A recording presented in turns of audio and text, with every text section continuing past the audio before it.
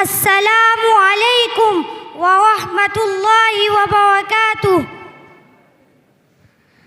अस्सलामु अलैकुम। वालेकुमुस्सलाम। ये क्या तरीका है जनाब?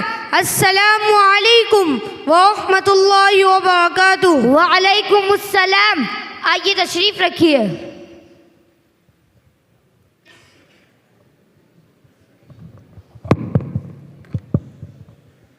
आप तो मोबाइल में ऐसे डूबे हैं कि कुछ खबर ही नहीं। ऐसा लगता है कि आपका मोबाइल नेट वाला है। हाँ तो क्या हुआ? तालिब इल्मों का नेट वाला मोबाइल। मैं तो तलबा के लिए नेट वाला तो क्या सादा मोबाइल भी जहर समझता हूँ। उफ तौबा कर दी ना मुल्ला वाली बात। यह मदरसा वाले दुनिया के तरक्की से दूर कब तक टेक्नोलॉजी से बेखबर रहेंगे और उसके खिलाफ बकते और नाजायज़ व हराम का मर्ज़िया गाते रहेंगे। और क्या आपको इस्लाम की किताबों से भी कोई वास्ता नहीं है? क्या आपने हज़रत इमाम अबू यूसुफ रहमतुल्लाहि अलैहि का कौल नहीं सुना? मन लम यअरिफ अहल ज़मानिही फहुव जाहिल। जो अपने ज़माने से नावाकिफ़ हो वो जाहिल है। मोबाइल के फ़वाइद अगर मैं शुमार कराऊं तो आप इसकी मुखालफत तो क्या करेंगे, खुद अपने पैसे से तलबा को मोबाइल ख़रीद कर देंगे।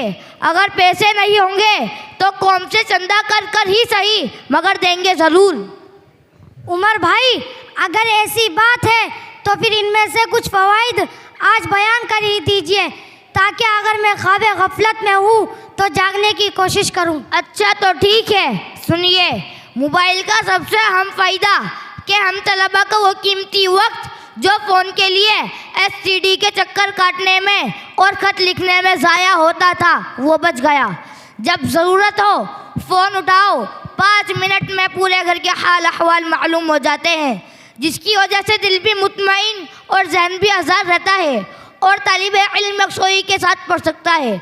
वरना पहले दिल धड़कता था कि कौन बीमार कौन मर रहा है, खबर नहीं, दिल बेचैन।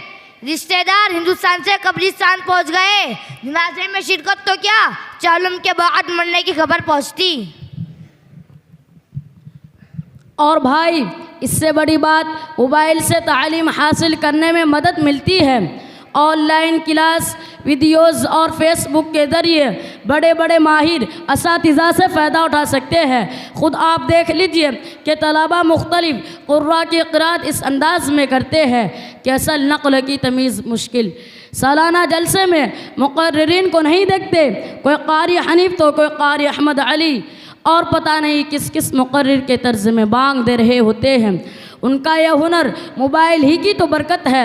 इसमें हम तलबा के लिए मूड फ्रेश करने के ज़राए भी मौजूद है। गेम ही को ले लीजिए, इससे मूड फ्रेश तो होता ही है। बड़े बड़े दानिश्वरों का दावा है कि इससे ध्यान खुलता है और इज्तिहादी क़ुव्वत पैदा होती है, जो हम तलबा के लिए बहुत ज़रूरी है। मैं समझता हूँ कि मज़ीद फ़वाइद बयान करने की ज़रूरत नहीं। अगर आपको थोड़ी भी समझ होगी तो मोबाइल की फ़ायदियत के लिए इतना ही काफ़ी है। जनाब, आपकी ये तकरीर सुनकर मुझे ये समझ में नहीं आ रहा कि आपको नादान बोलूं या ना समझ। अरे भाई, आपने जो फ़वाइद और मोबाइल की मिठास दिल में उतारने की कोशिश की है वो शहद का नहीं केमिकल का है। और अल्लाह का करम है कि बुज़ुर्गों की सोहबत से हम केमिकल को शहद नहीं समझ सकते। सबसे पहले तो मैं आपकी ये गलत फहमी दूर कर दूं कि मेरा ताल्लुक़ मदरसे से नहीं बल्कि स्कूल से है। हाँ, मदरसा वालों से ताल्लुक़ ज़रूर है और बुज़ुर्गों की मजलिस में आना जाना लगा रहता है। और आपने मुझको असलाफ की किताबों से दूर और जाहिल कहा और ख़ुद को रोशन ख्याल जाहिर किया। मैं आपको बता दूं कि जाहिल उसे कहा जाता है जिसे ज़माने की मालूमात ना हो। ज़माने के हालात का इल्म ज़रूरी है लेकिन उस पर अमल ज़रूरी नहीं। अल्हम्दुलिल्लाह ज़माने के हालात से मैं वाकिफ़ हूँ। मैं आपकी तकरीर से मुतासिर नहीं। आपने एक पहलू को बयान किया और दूसरे पहलू को छोड़ दिया। हम जानते हैं कि मोबाइल के फ़वाइद भी हैं लेकिन उसके नुकसान उससे ज़्यादा हैं। मसलन आपने सबसे बड़ा फ़ायदा हिफाजत वक्त और इत्मीनान क़ल्ब बयान किया। हालांकि मोबाइल के ज़रिए जितना वक्त बर्बाद और दिल बेचैन होता है उतना किसी और चीज़ से नहीं होता। घंटों यूट्यूब और फेसबुक पर बर्बाद होते हैं जिसमें 10% काम की बात होती है और 90% बेफ़ायदा दिल को बेचैन करने वाली होती है। आपने कहा मोबाइल के ज़रिए बात करके दिल को सुकून मिलता है, ये तो एक ख्वाब जैसा लगता है।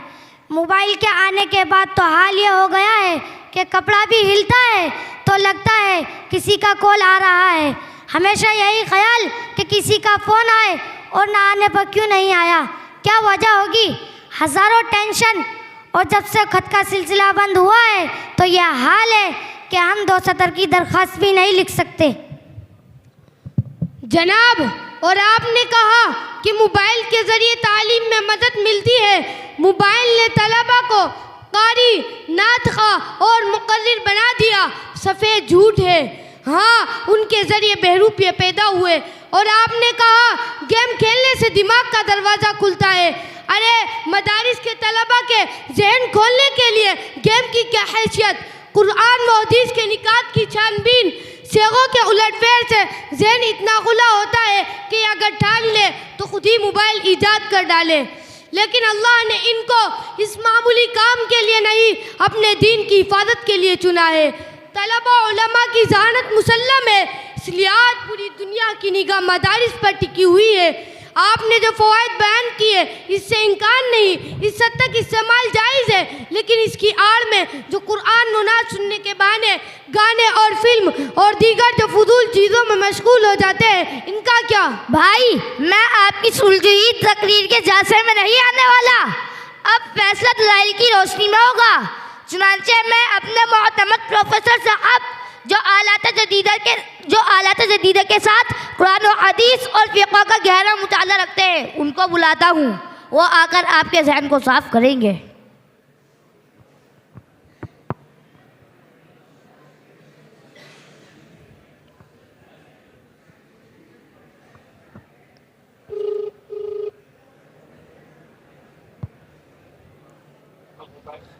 अस्सलामु अलैकुम व रहमतुल्लाहि व बरकातुहू। वालेकुम अस्सलाम व रहमतुल्लाहि व बरकातुहू। प्रोफेसर साहब, आपकी तबीयत कैसी है? जी अल्हम्दुलिल्लाह ठीक है। और उमर भाई बताइए कैसे याद करना हुआ? प्रोफेसर साहब, हमारे यहाँ मोबाइल पर डिबेट हो रही है और आपकी कमी महसूस हो रही है, क्या आप आ सकते हैं? जी बिल्कुल, मैं भी आपके पास आता हूँ। जी जल्दी तशरीफ ले आइए।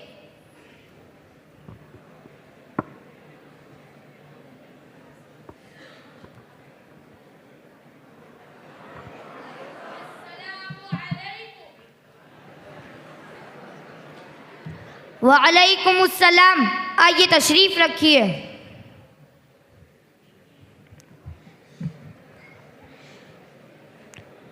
प्रोफेसर साहब, आप हिनत लाइल की रोशनी में समझाइए। मैं इनको मोबाइल के फ़वाइद समझा रहा हूँ, इनको समझ में नहीं आ रहा है। जनाब, ज़रा सब्र कीजिए। जब बात दलाइल पर आ गई है तो फिर मुझे भी मुफ्ती साहब को बुलाना पड़ेगा।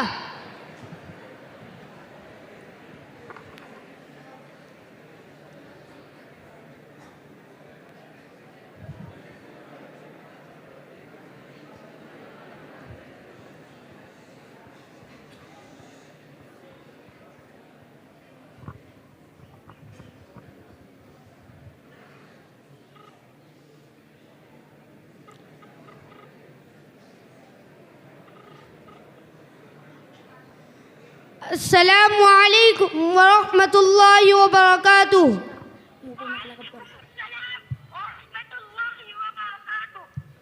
मुफ्ती साहब, क्या इस वक्त आप अपना कीमती वक्त दे सकते हैं? आप हमारे यहाँ मस्जिद आयशा में तशरीफ़ लाइए।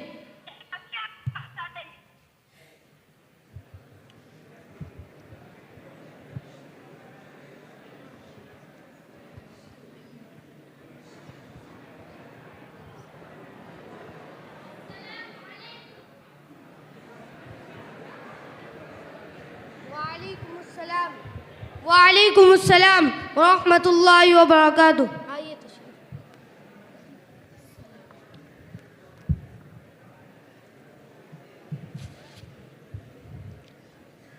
मुफ्ती साहब, हमारे यहाँ मोबाइल के मुताल्लिक बहस हो रही थी और बात दलाइल पर आ गई तो मैंने सोचा कि आपको भी बुला ले। अच्छा हुआ, ठीक है।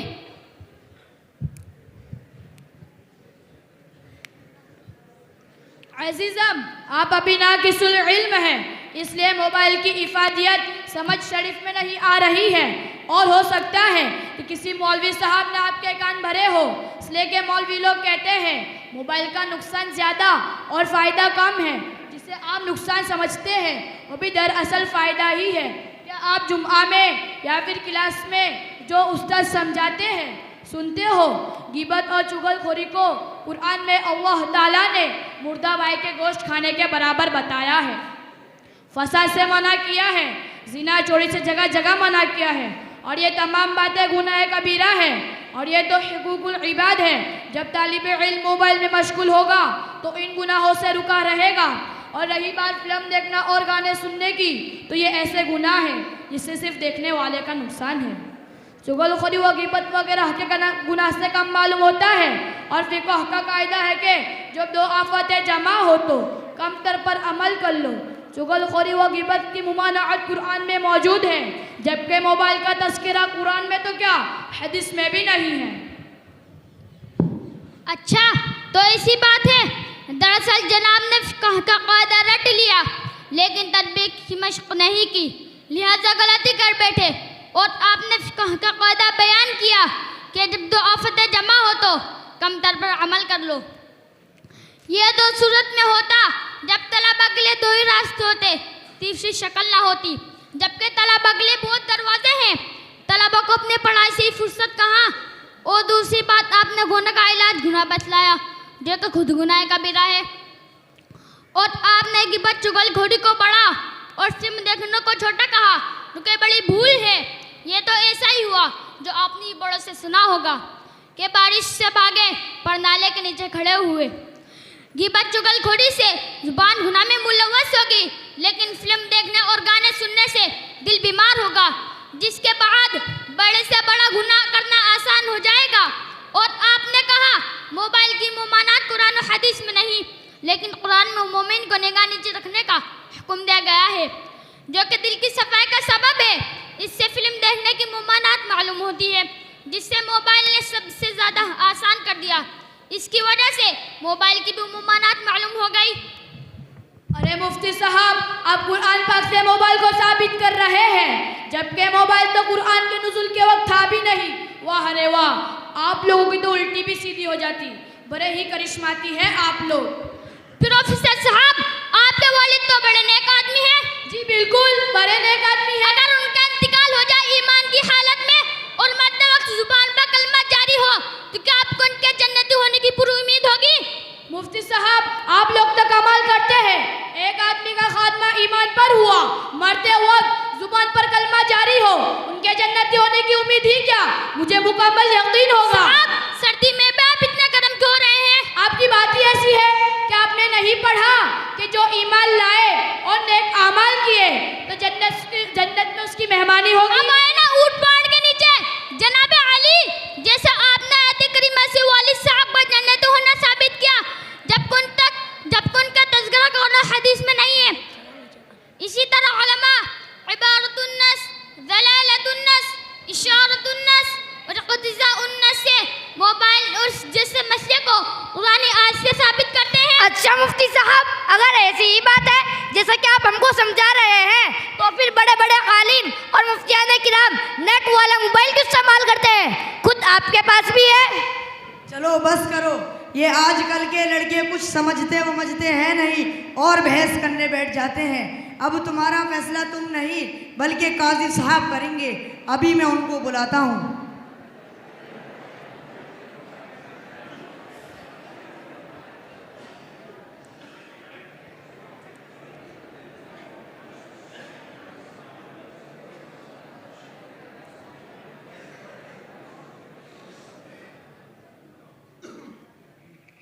सलाम वालेकुम काजी साहब।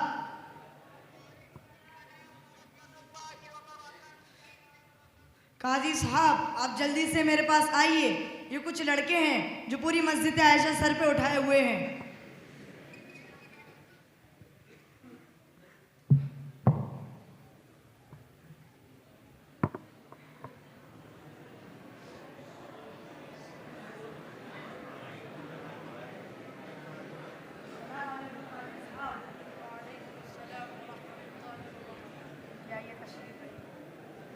अस्सलामुअलैकुम वरहमतुल्लाहि वबरकातुहू। वालेकुमुस्सलाम व रहमतुल्लाहि व बरकातुहू।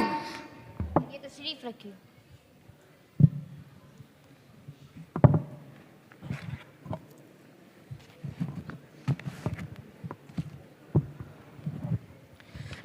बताइए क्या बात है? काजी साहब, हमारा कहना है कि इस तरक्की के दौर में हम तालिबे इल्मों को मोबाइल की इजाज़त होनी चाहिए, क्योंकि इसके बेशुमार फ़ायदे हैं। आप बताइए आपका क्या मसला है?